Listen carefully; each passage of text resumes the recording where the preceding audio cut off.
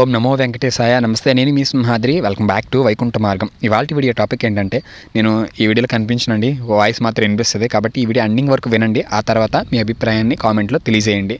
So ఇవాళ video topic ఏంటంటే, తల్లిదండ్రులు అప్పులు అప్పచెప్పి మనకి ఈ భారాన్ని చేకూర్చారని చాలామంది బాధపడుతుంటారు. అంటే తల్లిదండ్రులు మనకి అప్పులు అప్పచెప్తే అది పాపమా పుణ్యమా, అది అప్పులు మనం తీర్చాలా తీర్చకూడదా, వీళ్ళు అప్పులు అప్పచెప్పడం వల్ల మనం చాలా కొన్ని రంగాలలో ముందుకు వెళ్ళలేకపోతున్నాము. ఈ అప్పులు అప్పచెప్పడం వల్ల మాకు సంఖ్యలుగా బంధాల కింద మిగిలిపోయాయి, ఇంక మేము ఏ విధంగా ముందుకు వెళ్ళగలం అని చాలామంది బాధపడుతుంటారు. ఈవెన్ దాంట్లో నేను కూడా ఉంటాను.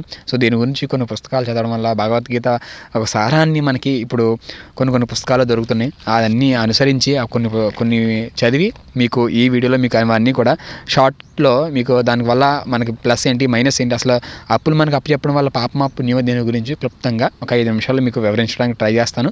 ఇంట్రెస్ట్ ఉన్న వాళ్ళు ఈ వీడియో అక్కడే స్కిప్ చేయకుండా ఎండింగ్ వరకు చూడండి. నచ్చితే లైక్ చేయండి. మీ అభిప్రాయాన్ని మాత్రం కామెంట్లో తెలియజేయడం మాత్రం మర్చిపోవద్దు. ఇక విషయానికి వస్తే, తల్లిదండ్రులు అప్పులు అప్పచెప్పారని చాలా మంది బాధపడతారు. ఇక్కడ ఒకటి గుర్తుపెట్టుకోండి, తల్లిదండ్రులు బాధ్యత మనదే. మనం చిన్నప్పుడు మన బాధ్యత తల్లిదండ్రిది. మనం ఎంత పుణ్యం చేసినా, ఎన్ని ఆలయాలు దర్శించి, ఎన్ని క్షేత్రాలు తిరిగి ఆ పుణ్యాన్ని తల్లిదండ్రులకి దారపోసినా ఇంకా మిగిలే ఉంటుంది అనమాట. వాళ్ళ రుణాన్ని మనం ఎప్పటికీ తీర్చుకోలేం. ఎందుకు తీర్చుకోలేమంటే, ఈ మానవ దేహాన్ని ఇచ్చిన వాళ్ళు తల్లిదండ్రులు కాబట్టి. అయితే ఇప్పుడు వాళ్ళు ఏముందండి, దీని గురించి రకరకాలుగా మాట్లాడుతుంటారు కదా. వాళ్ళు ఏదో పడక సుఖాలకు మనం పుట్టామనో, లేకపోతే వీళ్ళకి కాకపోతే ఇంకో తల్లిదండ్రులు పుడతామనో, లేకపోతే భగవంతుడు పుట్టించాడనో రకరకాలుగా మాట్లాడతాం. ఏదేమైనా సరే తల్లిదండ్రులకు మనం ఈ మానవ దేహాన్ని ఇచ్చినందుకు వాళ్ళకి మనం రుణపడి ఉంటాం.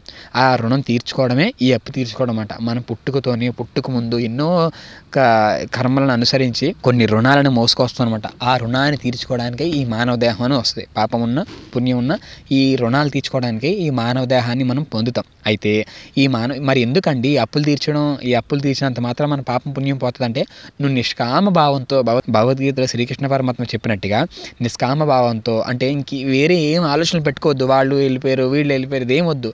నీ తల్లిదండ్రి నీకు అప్పచెప్పిన అప్పే నీ కర్తవ్యం, ప్రథమ కర్తవ్యం ఒకటే కాదు, ప్రథమ కర్తవ్యం. ఇదే నా పని, ఇది పూర్తయిన తర్వాతే మిగతా నేను చూసుకుంటానని నిష్కామ భావంతో ఆ భగవంతుడికి నమస్కరించి, నీ తల్లిదండ్రి నీకు ఎంత అప్పచెప్పారో, అంటే కోట్లు అప్పచెప్పారు కదండి, మినిమం ఉంటుంది కదా, దాన్ని కూడా అంటే మీ శక్తి 5 ఏళ్ళలో 6 ఏళ్ళలో కొంచెం ఒక 10 ఏళ్ళలో కష్టపడితే మీ అప్పు తీరిపోతుంది. దాన్ని కొద్దిగా ఓపిక పట్టి భగవంతుడి పైనే మీ భారం ఉంచి ఆ అప్పుని ఏ రకాలుగా తీర్చాలి, ఎన్ని రకాలుగా మనం తీర్చడానికి ప్రయత్నిస్తున్నాము అని గుర్తుపెట్టుకొని ఆ అప్పు తీర్చి అప్పుడు మీరు ఆ రుణాన్ని తీర్చుకోండి. ఎందుకంటే ఆ రుణాన్ని తీర్చడంగా ఇది కూడా భగవంతుడి సేవ, భగవంతుడి కైంకర్యం అనమాట. ఇది కూడా ఏంటంటే, తల్లిదండ్రుల అప్పు తీర్చడం, వాళ్ళ అప్పులో మన సగ భాగం అవ్వడం ఎంతో అదృష్టం ఉండాలి. ఇది కూడా భగవంతుడి సేవగా భావించాలి. ఎందుకంటే ఈ మానవ దేహాన్ని ఇచ్చారని ఇందాక చెప్పాను కదా. ఈ మానవ దేహాన్ని ఇచ్చిన తర్వాత ఈ మానవ దేహాన్ని వాడుకొని మళ్ళీ మనకి పునరావృత్తి, అంటే మళ్ళీ మనం పుట్టకుండా ఆ భగవంతుడిలో చేరుకోవాలి అనుకుంటే కేవలం ఒక మానవుడికి మాత్రమే ఈ సృష్టిలో ఇన్ని కోట్ల జీవరాశులు ఉన్నాయి.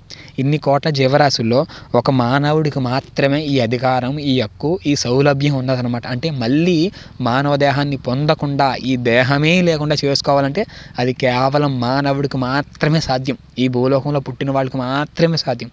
దీని గురించి చెప్పాలంటే ఇంకా చాలా ఇది ఉంటుంది అనమాట. కాబట్టి మీ తల్లిదండ్రులు అప్పులు చెప్పారు అని బాధపడకండి. ఎందుకంటే ఇది ఒక భగవంతుడి సేవ.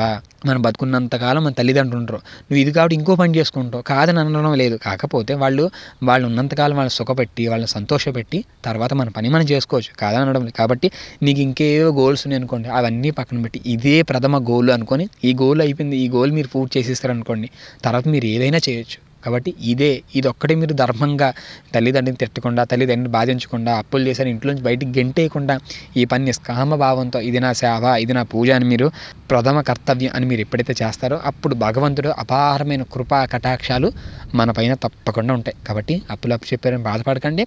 అదే ప్రథమ కర్తవ్యంగా భావించి మీ అప్పులు తీర్చుకొని భగవంతుడికి శరణాగతి చేసి మీ తల్లిదండ్రులు సంతోషపట్టండి. ఇంతకన్నా గొప్ప ధర్మం ఇంకోటి ఉంది అని ఏ భగవంతుడు కూడా మీకు చెప్పడు. ఇది గుర్తుపెట్టుకొని చక్కగా ఇది అనుసరించండి. బాధపడద్దు, మీ అప్పులు త్వరగా తీరిపోతాయి. ఈ వీడియో వింటే మీ అభిప్రాయాన్ని నా కామెంట్ సెక్షన్లో తెలియజేయండి. మరొక మంచి వీడియోతో మళ్ళీ మిమ్మల్ని కలుస్తాను. అంతవరకు సెలవు. సర్వే జన సుఖినో భవంతు.